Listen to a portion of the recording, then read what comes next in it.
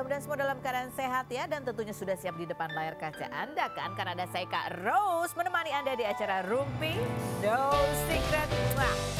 Ditemani oleh Daniel di pojok sana dan sudah hadir beberapa bintang tamu yang berbagi ceritanya. Salah satunya adalah tamu kita seorang komedian yang sekarang lagi fokus bercocok tanam. Ada Bang Narji, halo. Assalamualaikum. Jadi nanti kita mau tebak-tebakan nama-nama tanaman. Tapi nanti. Kok jauh-jauhan gini sih? Hah? Kok jauh-jauhan gini? Jauh-jauhan ya, kita jauh-jauhan dulu lah. Kalau deket-deketan takut digosipin. Kita pojokan dulu untuk membahas apa yang lagi ramai di luar sana. Baik itu untuk hal-hal yang datang dari dunia nyata maupun dari dunia maya. Ya, yang kemarin juga mencuat beritanya dan masih menjadi perhatian publik adalah Andre Taulany yang menggugat cerai untuk keempat kalinya ya. Jadi tahun ini 2, tahun lalu 2. Ya, kalau tahun lalu itu pertama bulan April tahun 2024, tapi gugatannya tidak diterima karena dianggap tidak memenuhi persyaratan hukumnya, kayaknya nggak terpenuhi begitu. Terus kemudian mengajukan banding lagi di bulan September, tapi itu pun tidak bisa diterima juga di pengadilan.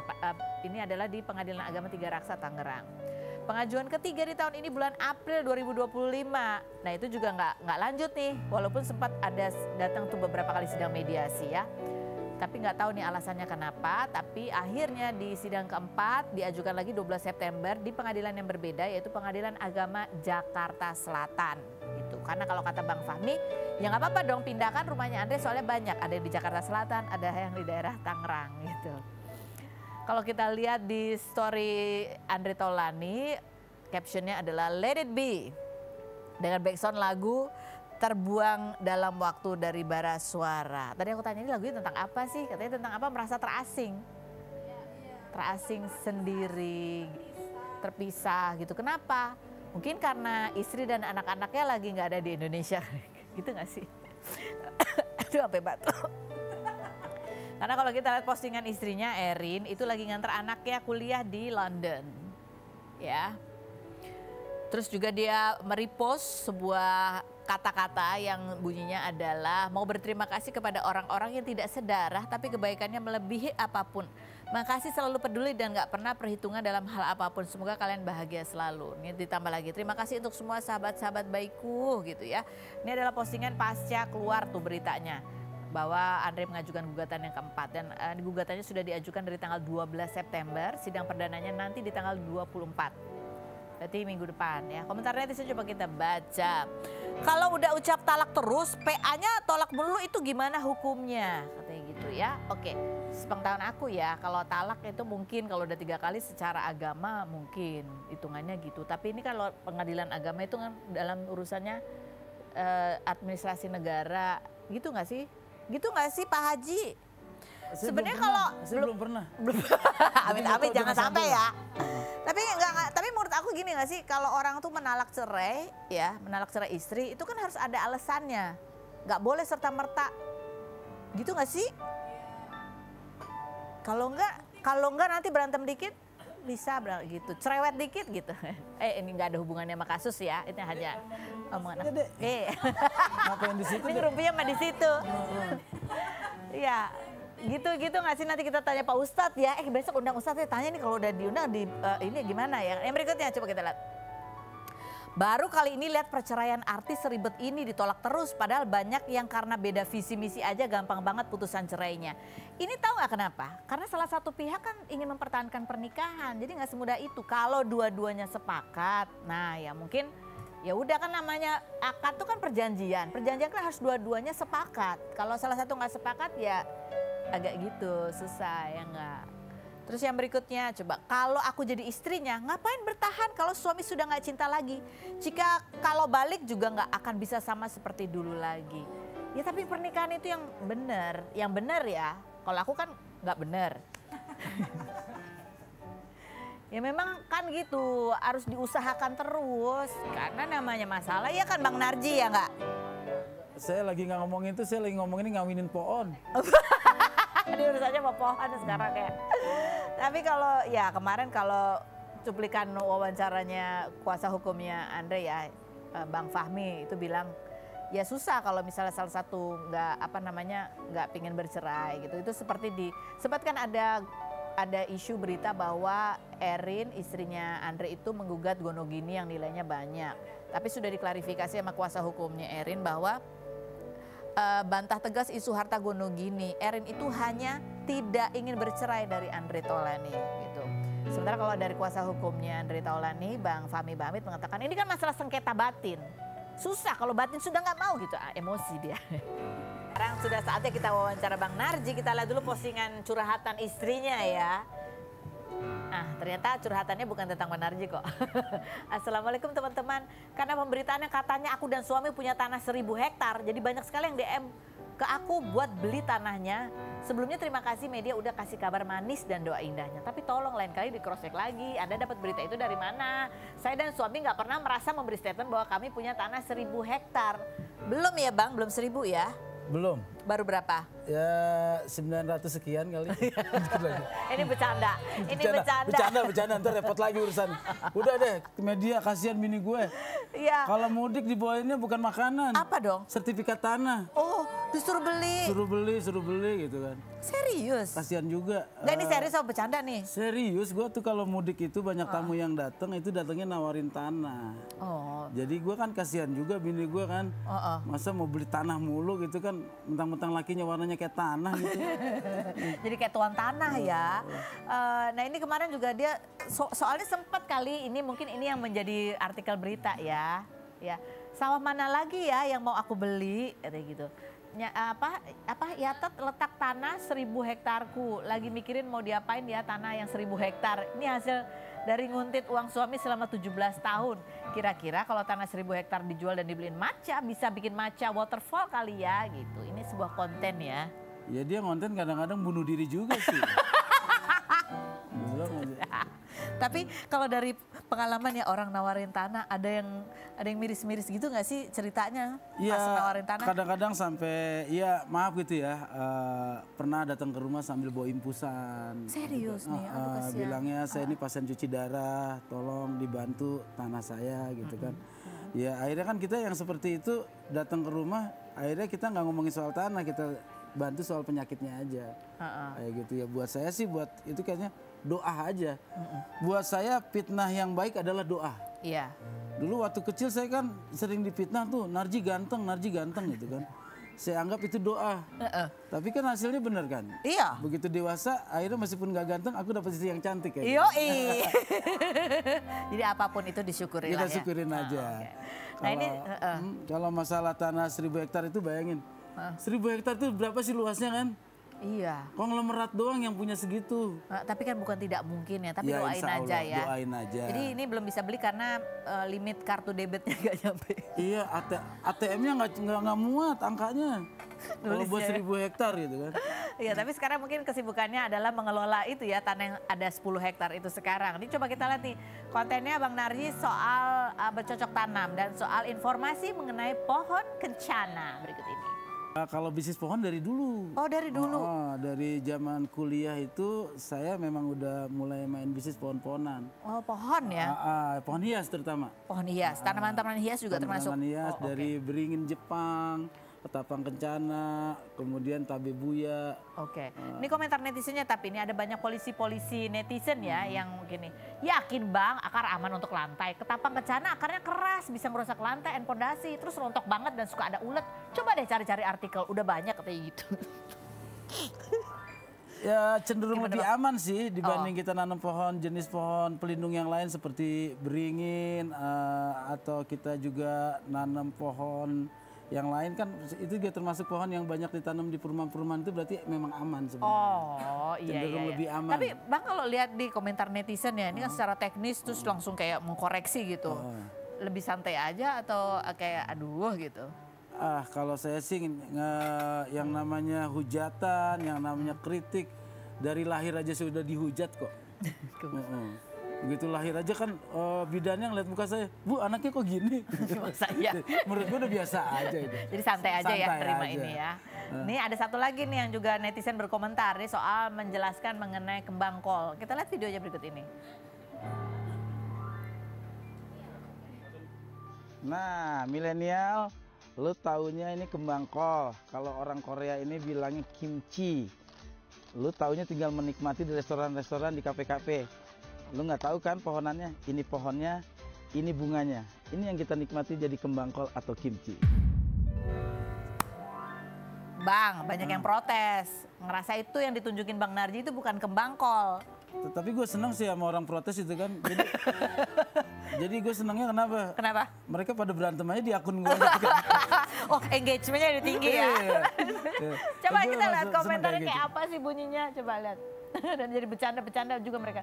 Setahu saya kimchi dari sawi bang, bukan dari kol. Belum pernah lihat kimchi dari kol. Kalau ada pengen lihat. Yang berikut ada lagi komentarnya. Lah itu kubis atau kol. Kalau kimchi dari sawi putih. Kalau kembang kol mirip brokoli, suka dibuat capcay. Malah bertukar resep masakan ya. Yang berikutnya. Lah sebenarnya dia apa kita yang nggak tahu kembang kol. Nah itu gue senengnya kayak gitu. Dari kesalahan akhirnya gue bisa banyak dapat ilmu dari netizen. Oke. Oke, sekarang kita mau cek sekarang. Yang manakah yang namanya kembang kol? Nah ini. Udah tahu ya nih ya, ini ya. Ini bisa dimasak buat apa bang? Ini kembang kol nih. Ini yang enaknya juga bisa buat dibikin sayur apa? Sayur sop. Sop atau dibikin capcay juga enak. Oh iya capcay juga. Oke, di antara dua ini apa namanya? Ini apa namanya? Nah ini yang paling ceria nih. Siapa? Buncis. Buncis. Kalau mau foto ya buncis. Kalau ini namanya pohon paling konsisten. Apa tuh? Dipotong aja tetap kacang panjang. Oh iya benar. Keren ya, keren. Bang, ini berkecimpung di ya apa sih namanya bercocok tanam, bisnis juga jual tanaman hias gitu, pohon hias. Katanya sekarang juga lagi memperhatikan mengenai hasil-hasil perkebunan dan pertanian nih. Iya. Sampai ke daerah-daerah segala. Kebetulan gue sekarang lagi menjalankan sebuah kontrak sama perusahaan pestisida. Oh. Itu memang langsung ketemu dengan petani se-Indonesia. Nah di situ gue sebenarnya memberikan hiburan, memberikan pasar teknologi.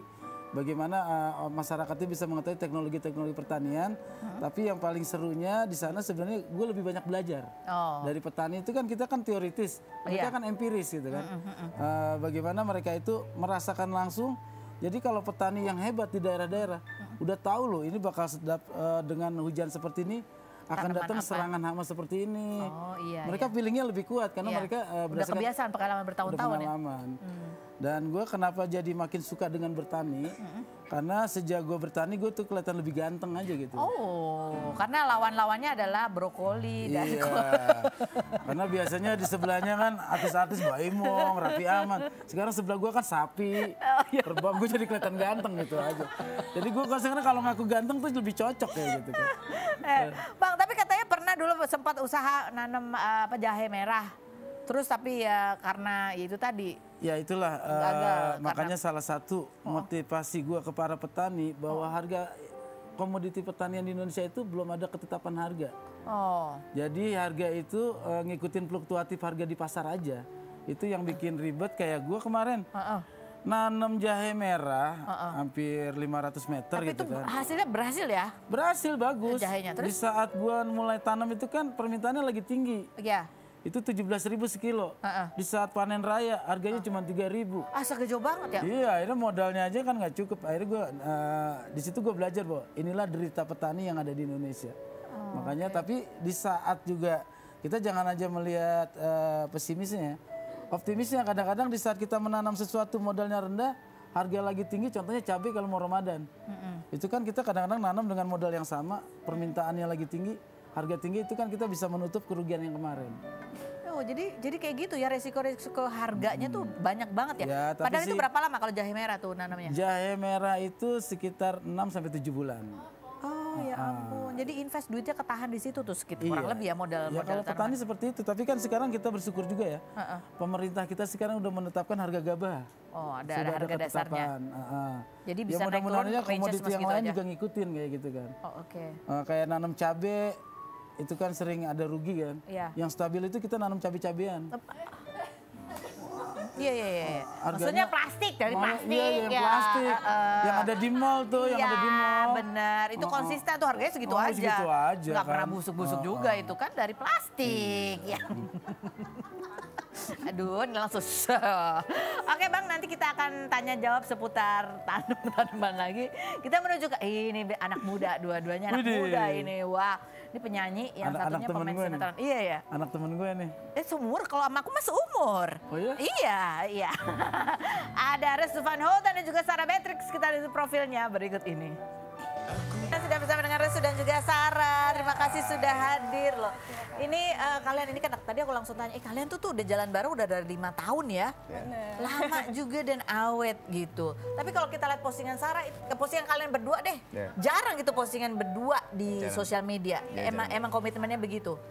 Jarang aja. Jarang foto sih sebenarnya. Jarang foto. Iya, dia mah Ya, ada mau banyak fotonya foto. sama yang lain. Kalau aku mah nggak mau. Aduh. Pantesan di 2023 nih ya postingannya Sarah bunyinya gini. Buaya apa yang takut cicak. Tapi fotonya, captionnya di bawah foto sama Restu. Iya. Dia takut cicak soalnya. Restu, Ya. cicaknya siapa? Setelah berikut ini ya, jangan kemana-mana. Tetap di Ruli.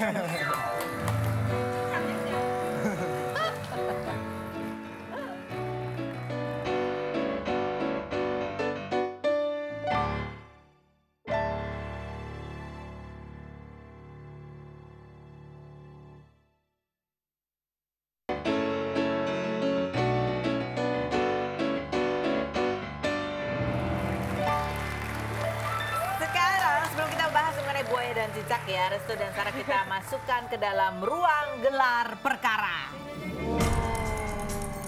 Silakan sampaikan keluhan-keluhan kalian secara langsung ya, Sarah. Restu stop kebiasaan ini. Restu juga bisa. Sarah stop, jangan begini. Oke, kita mulai dari sekarang. Sarah dulu. Ya. Stop kalau bikin TikTok sama aku sok cool. Stop ngilangin barang yang aku kasih. Saya hilang sendiri. Stop kalau abis makan ninggalin aku.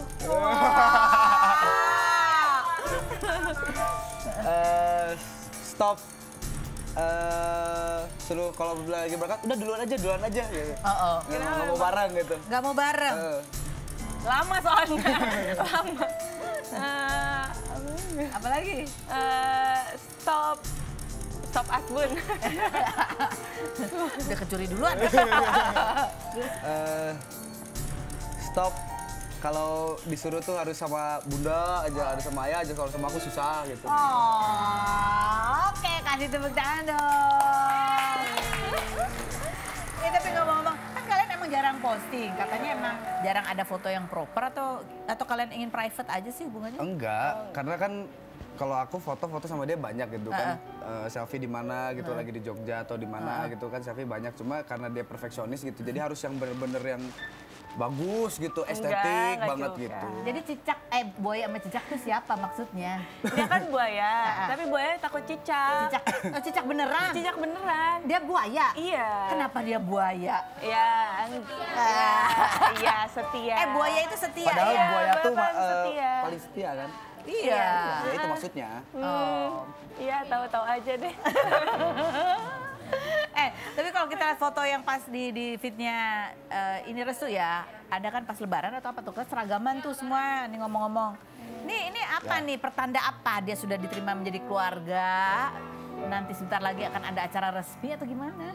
Ya yang pasti pertanda baik. Gak berantem ya, akur gitu. Ya soalnya kan kalian udah lama nih 5 tahun, tapi kan kalian masih muda nih usianya 20 ya kan? Kalau kalian sendiri pandangan terhadap menikah di usia muda tuh 20-an awal lah, seperti mama dan papa kamu ya. Kalian ada kepikiran gitu atau menurut kalian ntar aja lah gitu? Ya, Tipe yang mana? Tipe yang jalan aja dulu. Jalan Kalau aja emang- dulu. Ya kalau emang harus seperti itu, Harus nikah muda maksudnya? ya harus nikah muda ya. Jadi nggak ada target Nggak ya? ada target Nikah aja, kapan iya. aja, yang penting siap atau enggak? Kalau kamu? Tapi nikah muda seru tau. Kenapa? Iya kan? Iya, seru aja. Lihat aja kayak ayah bunda ya kan, maksudnya anaknya udah gede-gede tapi masih muda gitu. Iya sih. Jadi seru. Kamu? Ya butuh kesiapan dari dua belah pihak. Betul. Kita mau tunjukin nih satu lagunya Restu yang judulnya Lirih ya. Ini adalah salah satu lagu dari beberapa lagunya Restu yang temanya adalah tentang orang yang susah move on. Ya. Coba kita lihat, kamu nggak bisa move on dari siapa sih? Kita lihat coba. Itu yang penampilan kamu di Malaysia. Malaysia. mereka bisa nyanyiin Alhamdulillah. singelong gitu ya. Alhamdulillah. Apa rasanya? Ada kekhawatiran kalau kamu atau penonton yang nggak bisa singelong gitu nggak sih? Kekhawatiran di lagu itu justru. Di lagu itu, Karena kenapa? baru rilis kan. Justru yang gak expect aja lagu yang tadinya aku, oh kayaknya ini deh yang bakal penonton nyanyi, ternyata enggak. Oh gitu, lagu apa tuh yang kamu tadi pikirin penonton akan ikutan nyanyi? Single utamanya di album itu, Oke. judulnya Danku. Aku kira kan itu yang emang viewer di YouTube juga emang Paling banyak? Paling banyak. Liri itu nggak terlalu banyak, jauh lagi. Ternyata kalau di Malaysia, ternyata lagu Liri yang paling Hits mereka suka. Ya, mereka suka. Jadi mereka emang sukanya lagu yang melo-melo, sedih-sedih gitu. gitu. Tapi ini berdasarkan pengalaman kamu bukan sih, Restu? Iya. Kamu nggak pengen tahu pengalaman sama siapa gitu? Nah ini kalian mau nanya, iya. Siapa tahu mau, iya. Sama siapa sih, Jadi sama Restu? siapa tuh, kalau boleh Sebenarnya. tahu. Sebenarnya. Buat dia. Di sini aja bilang buat aku. Enggak serius. Kenapa? Maksudnya? Waktu itu lagi berantem. Oh gitu. Iya. Kan kita nggak pernah berantem. Aduh. Ini yang asbun, ini yang lagi asbun siapa nih? Gitu. Enggak, waktu itu lagi berantem, itu aku bikinnya di puncak waktu itu. Lagi di puncak. Berantem, sama terus? tim lagi berantem, ya akhirnya bikin lagu inilah. Agak lagi break-break gitu ya Iya. Pokoknya lagi wow banget. berantemnya. Jadi kalian selama 5 tahun bersama nih, udah berapa kali berantem yang kayak renggang gitu? Nggak kehitung lah. Enggak, cuma Sama yang Asbun kan? dikit. Cuma dikit. Iya. Tapi dari sedikit berantem itu sudah tercipta berapa lagu, Restu? Banyak. Yang rilis aja ada berapa tuh? Yang rilis aja ada sekitar 7 atau 8 kan? 7 udah Songbang-songbangnya banyak, lebih banyak ada lagi. puluhan lah yang belum Oh, rilis. tapi ada yang ceria juga dong. Banyak yang Tapi ceria. justru yang hits, Yang yang, hits ya. yang liri-liri ini. Karena kalau pakai hati kayaknya kerasa gitu. Kamu tahu nggak kalau ini lagu buat tentang kamu? Nggak tahu deh. Nggak tahu. Kenapa kamu nggak cerita atau kamu nggak berani nanya? Bohong itu mas sebenarnya. Iya, nggak percaya banget. Restu, yakinkan. Ya terserah dia sih kalau itu. Nggak gini kan, kalau aku sih sebagai pencipta lagu lebih ke memberi kebebasan Bebasan ruang untuk untuk berinterpretasi. penonton pendengar untuk bisa Menginterpretasinya. menginterpretasi diri sendiri gitu kan. Jadi nggak kepatok lagu ini untuk siapa, lagu ini tentang apa, nggak. Jadi biarin pendengarnya ini aja. Berimajinasi imajinasi sendiri. Aman sendiri ya, aja. aman ya. Nggak perlu dijelasin. Tapi kalau dari kamu itu adalah rasa ketika membayangkan Iya, dia. iya. Percaya? Udahlah percaya aja, udah ya. Percaya. Nah, ini kemarin juga kamu mengaransemen ulang nih lagunya Ayah ya, Ya. yang judulnya Aku Tak Sanggup Lagi. Sanggup Lagi. Ini adalah umurnya lagu ini ternyata 20 tahun, seumur kamu. Lebih tua lagu ini dibanding aku. Lebih tua beberapa bulan gitu ya? Setahun kayaknya. Setahun, hampir setahun lebih tua. Oke, kenapa kamu pilih lagu ini? Apakah kamu juga sudah tak sanggup lagi? Ya, kita lihat dulu ya. Ini versinya Restu berikut ini. Dan sekarang kita lihat yang versi Charlie-nya. Ada, coba kita lihat Restu. Project aja sebenarnya. Jadi dari sekian banyak lagu, mungkin yang naiknya yang ini ya. Jadi Ada beberapa ada sebetulnya. beberapa sebetulnya. Ada di album pertamanya SC12 itu lagu-lagu ciptaannya Ayah tuh ada 6 atau 7 yang dibikin tuh udah jadi Udah kamu bikin aransemen ulangnya. Dan udah diupload juga. Oke. Cuma mungkin kebetulan karena ini ngingetin lagi ke zaman emang lagu pertama, single pertamanya Ayah sampai SC12 kan waktu itu. Jadi mungkin orang lebih banyak Lebih fokusnya ke interest lagu ya. ini. Kamu sendiri tahu nggak cerita di balik lagu ini dari Ayah? Nggak tahu tuh. Nggak tahu. Nggak tahu aku. Nggak tahu ceritanya gimana. Tapi yang pasti lagu ini lebih tua Dari kamu? Dari aku. Dari kamu. Iya. Oke, dari kamu dari umur berapa kamu mulai denger lagu Ayah yang ini nih terutama? Pada dari kecil udah sering Kecil didengerin? udah tahu. Dari kecil. Nah kita ya ngomong soal kecil, kita flashback nih ada Restu kecil. Dulu nyanyi di sebuah acara musik gitu ya. Itu dia lucu banget. Coba kita lihat yang ini. Menangis sayang, sinarmu tetap harus bersinar, tebarkan hatimu demi ibu. Lucu banget sih. Kamu ngeliat dia kecil gitu gimana? Ih, gemes. Iya kan masih kecil, Iya, gemes. kecilnya gitu. Sekarang ada gantinya. Apa? Adik aku yang Oh bungsu. iya. Mukanya sama kayak gitu. Serius? Sama banget. Mirip banget. Nyanyi-nyanyi juga dia. Enggak, masih setahun. Oh mau sih setahun. Itu kamu umur berapa itu berarti tuh? Itu 3 atau 4 gitu. 3 atau 4. Dari sejak kapan sih kamu tuh udah mulai suka nyanyi, mencipta lagu? Ataukah pada saat awal-awal itu atau ketika kamu mulai sudah masuk pesantren tuh kamu mulai mulai semakin Interestnya semangat gitu ya? untuk nulis lagu? Iya kalau nyanyi yang pasti ya itu kan awal pertama kali nyanyi di depan orang banyak Khalayak gitu kan. banyak, Terus kalau pengenalan musik kan dari sama ayah kan udah dari kecil sama bunda juga udah selalu Belajar gitu musik. kan belajar musik gitu. Tapi yang emang nekunin banget gitu sampai belajar gitar, belajar alat-alat musik gitu kan. Sampai pernah les di tempat les juga kan. Waktu zaman pesantren. Waktu zaman pesantren justru? Iya. Kenapa? Ada momen apa gitu? Justru di zaman pesantren itu kamu mau fokus di situ? Iya, faktor ini aja sih, gabut. Iya gabut, karena kan kalau pesantren itu kan agendanya kan muter-muter Rutin, terus, rutin terus tuh. Itu tuh. Agendanya kan muter-muter terus gitu, bangun pagi, bangun subuh gitu kan, sholat, ngaji, terus berbarengan dengan sekolah, beres sekolah pulang, ngaji lagi gitu aja kan, muter-muter terus gitu. Akhirnya gabut ya, akhirnya belajar musik, bikin lagu. Gitu. Oh gitu, ini bukan karena kamu di dalam sana merasa stres gitu nggak? Enggak, enjoy. Oh, enjoy. Tapi katanya ini adalah part di mana kamu tuh jarang cerita bahwa kamu pernah ada di pesantren gitu sama Sarah, iya betul Sarah? Awalnya nggak tahu dia. Nggak tahu, aku awalnya nggak tahu kalau dia di pesantren. Soalnya keluarnya begini sih jadi. Kita akan elaborasi lagi, begini tuh gimana ya, jangan kemana-mana, tetap di Rumpi No Secret.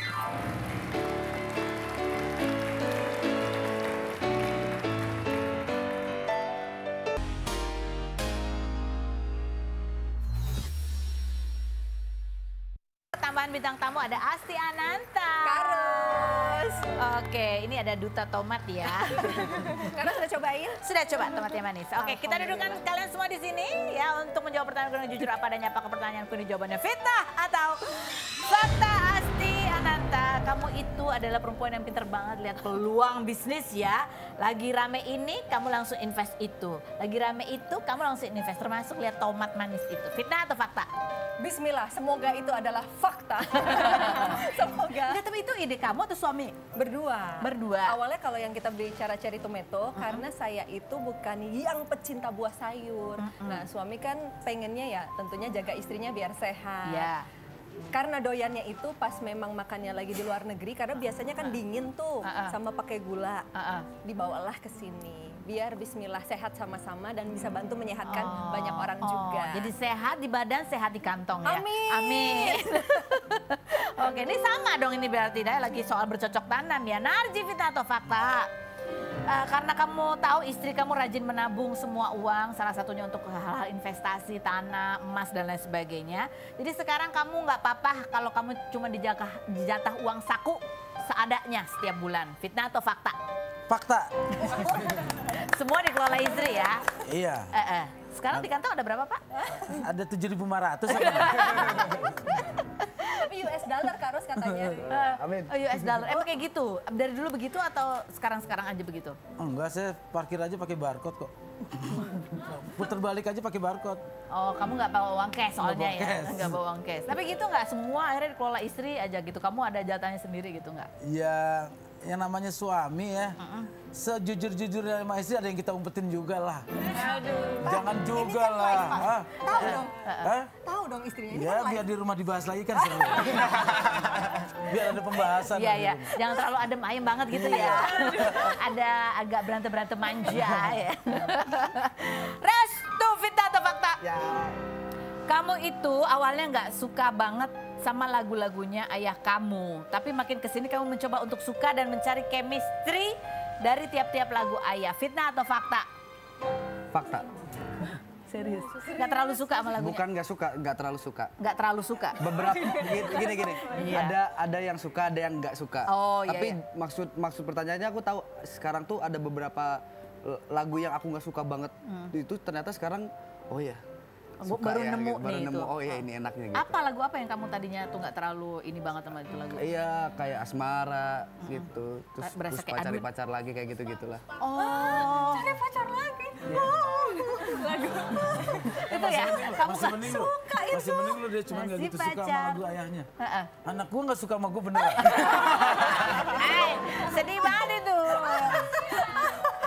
Dulu kamu nggak suka karena mungkin nggak kamu banget gitu ya, Iya. terlalu enteng banget gitu, Iya, terlalu kan pengen yang wow. yang agak rumit, yang ambisius gitu. Jadi gimana akhirnya kamu bisa menikmati lagu itu tuh?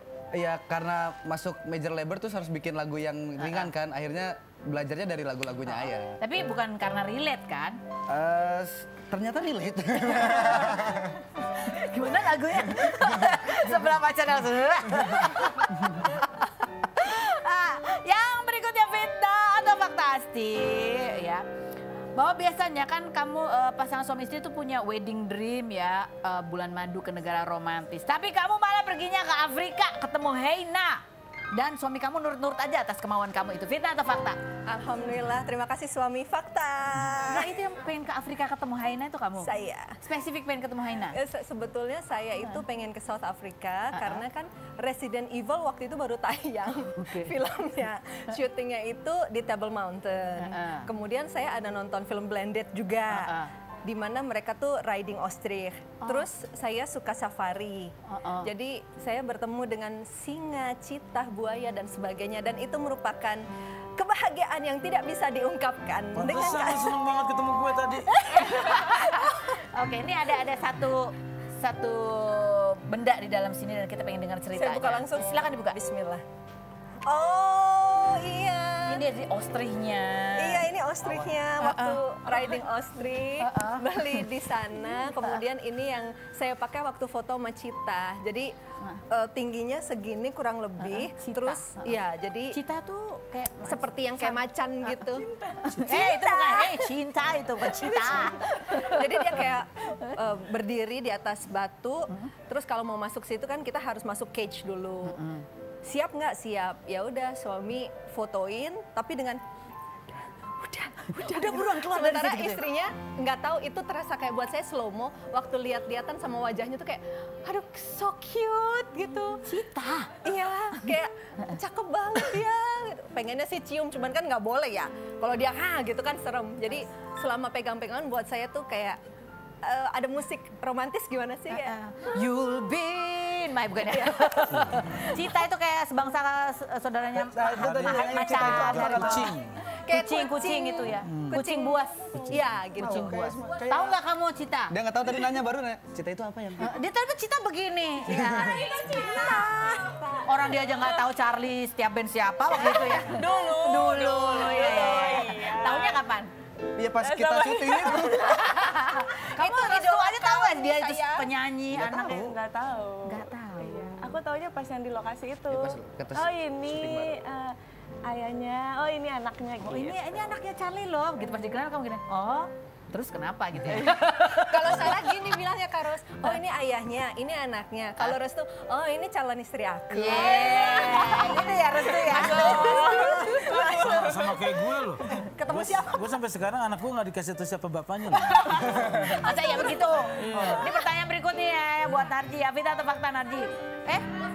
Oh Sarah. Oh, buat Sarah. Mana sih buat Sarah? Sarah, fitnah atau fakta? Mana? Ya sih. Oh, awal casting kamu pernah nangis karena logat kamu merasa masih Papua banget. Fitnah atau fakta? Bukan benar. Oh iya fakta banget bener. Sampai sekarang juga kadang Kayak apa sih coba? dialek Papua masih keluar. Misalnya kayak gimana? Jangan. Coba kamu cerita, Bicara apa? Bicara pertama kamu ketemu sama dia, first jadi- impression kamu. Jadi waktu saya pertama kali lihat dia, begitulah.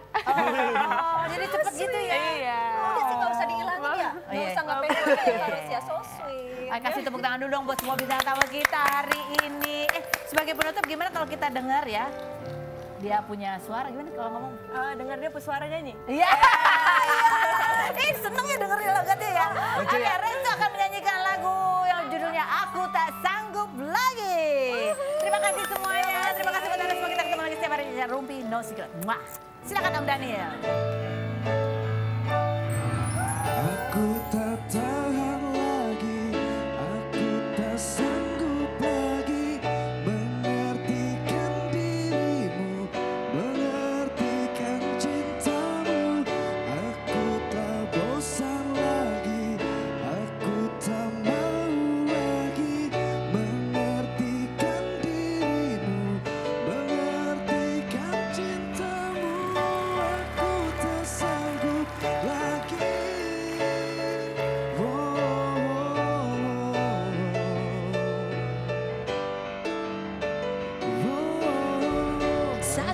lama dirasa tak lagi mendatangkan bahagia, sederet